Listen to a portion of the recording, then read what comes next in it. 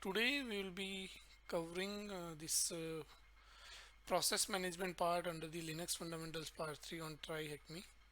So if we go to process 101, okay, I'll just start this machine as well. Meanwhile, we can discuss what are these commands and everything. I'll start the attack box as well. So let's wait for this to start, but what we can do, we can use our own virtual box to just understand these commands first, and then we can like do practical on this target machine as well once it starts. Okay, so yeah, just give me a moment. So on Linux, okay, if you want to, for example, on Windows, how do we know what are the processes running? We can go to task manager and we can see what are the processes running, right? Similarly, on Windows, if you want to know what are the processes running, you can use the command ps. Okay, and normally if you use ps, it will show you different processes running with their PID number as well.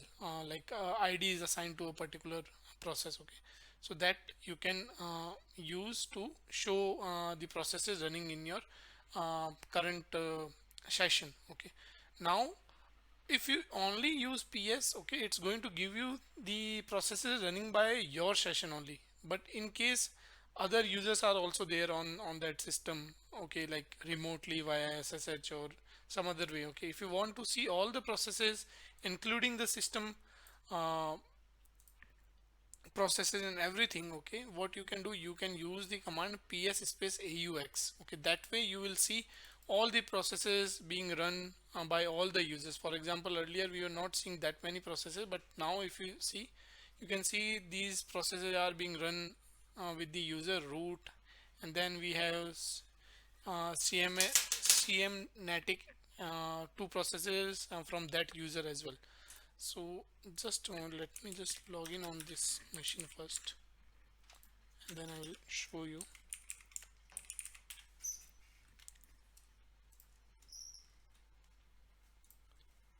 Okay, so let's open our terminal first, zoom in a bit. So now see, if we use ps command, we will see only two processes. That one is zsh, actually that's the terminal only. Okay, one, sometimes it's a bash shell, sometimes it's a zsh. Okay, so this is zsh shell, and another one is ps command that we just ran. So that's the process, it's saying that this is what is going on. But if you want to see everything that is being running in the backend, okay, what you can do, you can use ps space aux, and that way you will see that there are plenty of processes running on my system right now. How it's useful, like knowing what processes are being run. Sometimes, suppose you got some credentials of a target machine, ssh credentials you got, and you log into that machine over ssh. Now if if you are having like the normal user privileges only, you do not have the root or administrator privileges with the credentials that you got, right? What you can do, you can, for privilege escalation, like to escalate your privileges, what you should always do, you can use ps aux to find out what are the other processes that is being run as root. So what you can do, you can list down all the processes, and here on the left hand side you can look for the processes that are being run as root. Okay, and sometimes what will happen, if you take a close look on all the processes, sometimes some of these processes or some of the services that is being run in the back end, okay, those may be vulnerable to some kind of vulnerability, and using that vulnerability you would be able to you would be able to escalate your privileges. That is part of pen testing. We'll be discussing later on in upcoming sessions, but that's how, like, it's useful in the pen testing. Also, like sometimes if you don't know what is running in the backend, or what is taking all your ram and everything, so in that case also you can use this command to find out what are the processes being run on the system. Okay, so that is one way. Now we have another command, that is top as well. So top is actually similar to task manager of windows. whenever you run top, okay, you can see it looks like task manager only, and every second like every just a moment, it refreshes. Actually every 10 seconds it's going to refresh the data, like which one is taking how much percentage of RAM and memory and everything. Also you can use up and down buttons on your keyboard to move. So right now see, I am here, we have the first process is xorg. If I come down, then it will show me one processes that is below all of these processes now. So if we go down, whenever you use up and down buttons, okay, it's going to refresh the whole data as well. So you can go down to check all the processes this way. You can keep pressing the down button, and that way you would be able to see what are the processes running. Okay, so that's the end of it. Now it's similar to task manager only, and you can use it if you want, just handy in case you do not want to use psox. Okay, now if you want to close it, you have to press q on the screen most of the time, like to close your manual pages or to close these kind of inbuilt commands output. Okay, you should be using q, or if it is not closing, then you can use control c as well. So pressing q, it will quit. Okay, now we will just clear our screen. Now if suppose you started one process, for example you started copying something, and it's taking a lot of time, like you are copying one file from one location to another location, and it's taking a lot of time, and what you want to do, you want to kill this process. On Windows, how do we do it? We go to task manager and we right click on any process, and we uh, click on kill process, right? Similarly on Linux, how you can do it? First of all, you have to find out uh, what process you want to kill. Okay, so for example, if I am doing ps space aux, right, whatever process is there, for example, suppose I'm not sure which one we should be killing, but you should be knowing the PID of that particular process which you want to kill. Okay, and then you can simply use the command kill space and then the process name. For example, this is 2305, right? Let's try whether it works or not. 2305, and it's saying no such process because psox, this process we just started and it got completed. Actually that's why it's saying this. Let's see if we can kill 1156. That is our terminal most probably.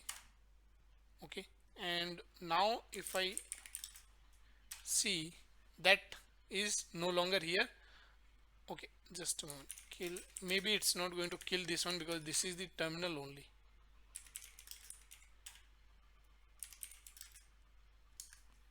Just a moment. So also, like while killing, there are three options actually which you can mention. If you mention signal term, okay, with killing process, what it's going to do, it's going to allow the process to, it will kill the process, but it will also allow it to do some cleanup, okay, before killing that process.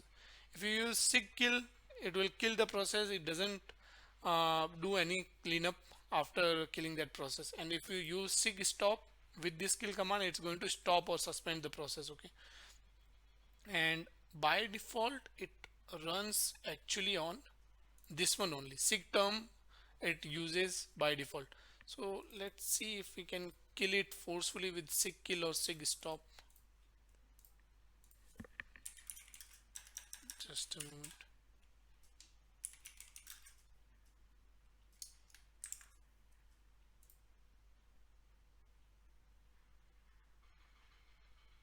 Sig stop.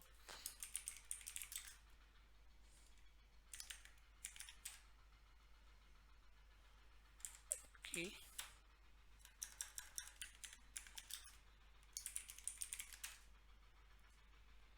it's saying illegal PID. That's most probably because this is, like this is the ZSH terminal that we are actually running, so that's why it's not killing this one. Suppose if we start copying one, just a moment, let's see, we start pinging this, okay, in the backend only, we start pinging google.com in the backend only, and we send the output of this particular command to temp test.txt. We are running it like this. But see, this whole command didn't run as a backend actually. So what now we can do, we can use ps command to show. So right now it's showing us the output on the screen. Why? Because we discussed last time as well that if a background command is showing some output, it's going to be visible on the screen, but still you can give commands on the terminal. Okay, so for example, here if I open a new tab and here if I see ps, right, we can see that, but this is a new terminal. But if you use ps aux, you should be able to see that ping as well. So if we can grab for that particular ping actually. See, this is being running, okay, and this is the PID. So what we can do, we can kill it like this. Okay, now if you run the same command, you will see that that's stopped, and here also that command that was running, right, we killed it from another terminal. On another terminal when we use ps, we didn't see it because I already told you that normally ps will only show you whatever is processes are being started with the current tab or terminal only. It's not going to show you all the processes. So that's why we used ps aux to show all the processes, and then we piped that to grab is like kind of find. Okay, so it will only show you grab will we are grabbing for ping, so it will only show you the results which is containing ping. So wherever you are seeing red, right, it's showing you that it found from the output of ps aux, right, it found in the two records, it found ping. Okay, so that's how we were able to sort the like kind of filtering, you can say, using grep we have done here. And then we killed it, and on the other terminal we can see that the process got killed. Okay, so using kill you can kill any process. Now we are not going to discuss this, like this is system D. Whenever see it's a system started, like the first process that starts when you start your Linux machine. Okay, so that's why most of the time the PID of this one would be 1 only. Okay, so PID start from 1, and suppose one process is running and that process starts another child process. Okay, what it's going to do, it's going to give the next PID number to it. For example, if our current process number is 10 and it starts another process, then the PID for that would be 11. Okay, so that's how it is. Now on Linux, this one is very important, using systemctl. Okay, what you can do, you can start for example, by default on Kali Linux or Ubuntu, okay, we have Apache server. Okay, like the website server you can start. Okay, that one. Or what you can do, maybe if you have installed another service, for example, uh, uh, if you are trying to enable remote desktop on your Linux machine, then what you have to do, you have to install a service actually called XRDP. Okay, and then you have to start that service as well. So there also in future, if we like discuss that more in detail, you will see that we will be using the systemctl command only to start that service. Once we install the XRDP package, we will be using systemctl only to start that service. Okay, here what it's doing, it's starting the Apache server. Okay, what it means, I will show you how with systemctl you can mention these four options. Okay, now start and stop means starting a service and stopping a service, but only for the current logged in session. Means if you restart your system, that process would be like by default in the stop condition. Okay, but if you use enable option, okay, what that would mean, that you have enabled that service to start whenever you are rebooting your system. Like by default it's kind of starting a process on the startup only. Like in your task manager, right, you have an option under the startup that what processes you can start on the boot only. So those, that option you can use using enable on Linux. So whatever process you are going to mention as like whatever processes you mention to be enabled, okay, those are going to start whenever you reboot the system automatically. Okay, you don't have to every time give this start command to start a process. It will be already started whenever you restart the system. Okay, so that way you can enable any processes that starts on the reboot, and you can disable those as well. Okay, how we can do it? System ctl. First of all, we are starting the Apache server. Okay, what is Apache actually? I'll show you.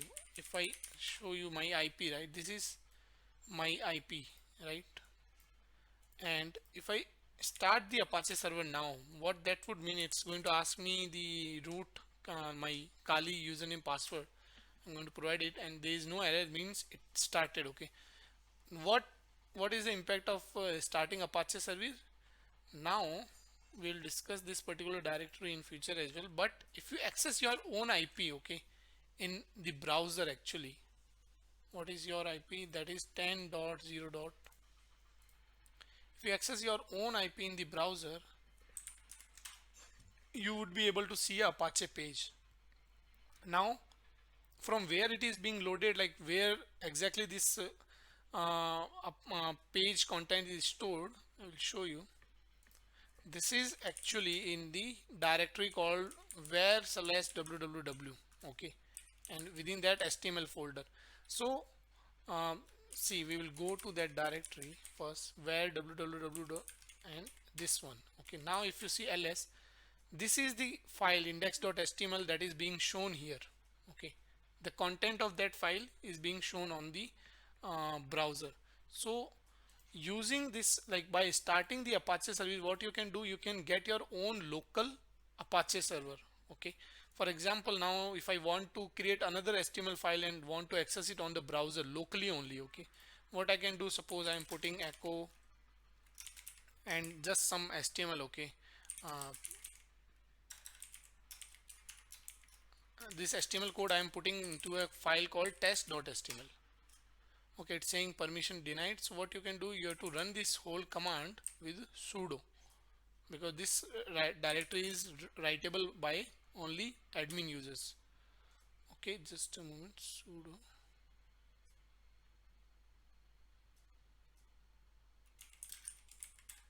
let's see. Okay, only root has the permission to write to this one.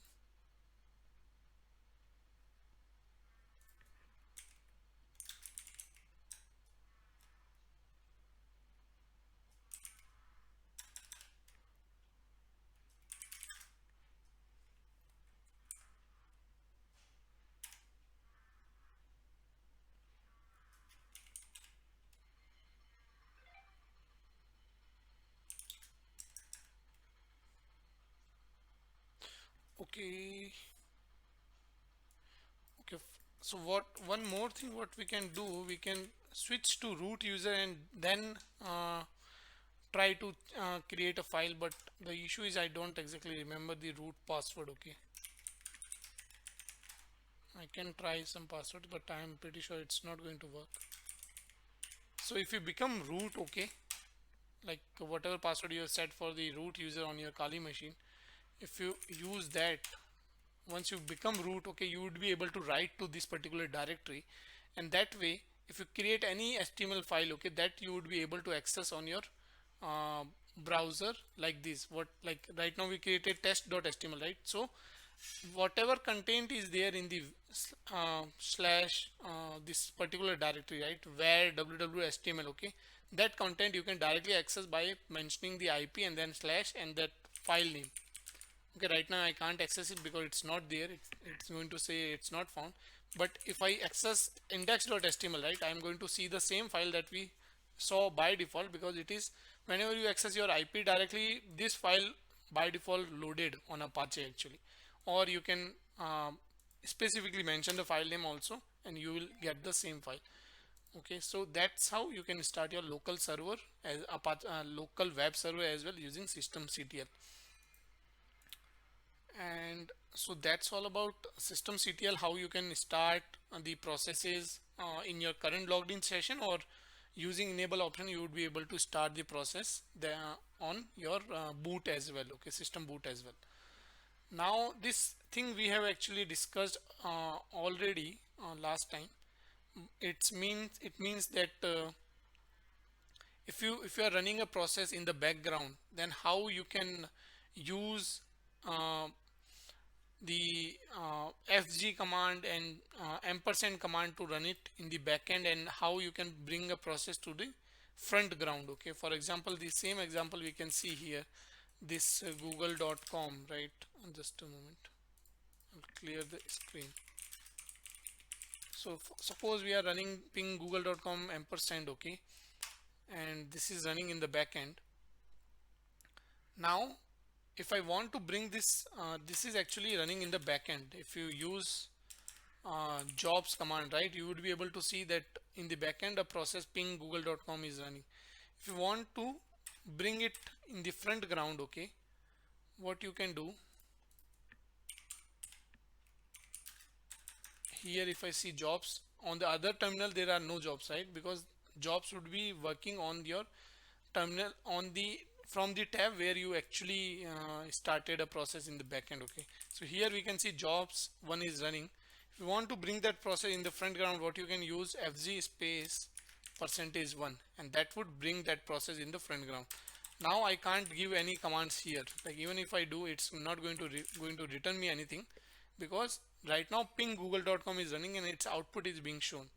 Okay, earlier when uh, we sent that process in the background, okay, even though the output was coming on the screen, still we were able to send the commands through the terminal and we were getting the output. So using uh, this way, like putting an ampersand at the end, you can again show you, putting an ampersand at the end, you can run any command in the run any process in the backend, and using fg space and then the job number of that particular process, you can bring it to the foreground. Okay, one more thing is there. If you want to, suppose I will clear this one. Suppose we are again pinging it only, and from here only, right now it is running on the front ground. Okay, because we, okay, no, it's not running in the front ground, it's running in the back end actually. Suppose a process is running like this, okay, you are pinging google.com only, okay, forget this, we are not putting ampersand at the end. Just a moment, ping, okay, everywhere it is coming, ping facebook.com, okay, this one we are running, okay, and it is right now it is running in the front only because we didn't mention any ampersand. Now if you want to like just suspend this particular process, you can use control plus z. Okay, what that will do, it didn't like completely stop the process, it just pause it for a moment. Okay, if you want to restart that process, what you can do, you can use fz. Okay, once you, it's similar to like bringing a process back to the front. Okay, but when you use control z, what it will do, it will stop the process from showing the output on the screen, and it will continue that process in the backend. And when you enter fg, okay, that output will start showing on the screen, like it will bring that process again to the front end. But when you use control z, it will suspend it, it will continue it in the background actually. See, I will show you. We'll again do the same thing. I will press control z, and see, when I run jobs, it's showing me that this is suspended actually, means still it's in the backend, it is still running. So that's why sometimes when you are connected to VPN and you use control Z to stop that VPN, okay, it may be still connected to that VPN because you use control Z. Okay, if you use control C, that means it's going to stop the process completely. But if you are using control Z, it's going to here also it's mentioned that it will, whenever you use control Z, right, similar to ampersand, it will send the process in the background. So just keep that in mind, that using control Z, it's not going to stop a process completely, it will continue that process in the backend. Okay, now we have some questions here. If we were to launch a process where the previous ID was 300, what would be the new process ID? So I told you the next process ID increments by 1, so that would be 301. Okay, if the previous ID was 300, next process ID would be 301. If we want to cleanly kill a process, okay, what signal we would send? Okay, so if you want to kill a process, by default a process is killed cleanly only using this particular signal sig term. So that one we have to mention here. Now it's asking us to locate the process that is running on the deployed machine, right? This is the machine. What flag is given? So first of all, we have to access that machine using our attacker box. Let's do that first, and then we will try to see what are the processes running. So first of all, we have to connect to this machine on SSH. So the IP is 10.10.227.186. I forgot to mention the username in the beginning. Tryhackme @ and then the IP. We have to put yes. Password is also tryhackme. Today it's pretty quick. Okay, now the question is locate the process that is running on the deployed machine. What is the flag given? Okay, so what we can do, we can just run ps. Okay, when we are running ps, it's showing us only two process bash, right? Bash is terminal that we are just right now. This terminal is all on Ubuntu, it's bash. On Kali it is zsh. Okay, and the other process is ps that we just started actually. So we can ignore this, but we are not seeing any flag. Okay, to see all the processes we can use ps space aux, and somewhere around here we should be able to see. Let's go to the full screen mode. We should be able to see that particular flag that it is asking for. See here we have a flag called thm process, so that one we are going to put here. What command would we use to stop a service? My service, right? So we can stop a service using systemctl, then stop, then my service, whatever the service name is. What command would we use to start the same service? So if you want to start the same service on system reboot, right, like whenever system restarts or starts, we can use the enable option, right? Doing that, we would be able to start it on boot up. What command would we use to bring a previously backgrounded process to the foreground? So for that we have the command fz, right? So yeah, that's all about how you can see the processes, how you can kill a particular process, how you can start a particular service on system reboot, and also how you can send a particular process in the background using control plus z or using that ampersand sign. Also how you are supposed to bring any process from background to foreground. So yeah, that's all for today.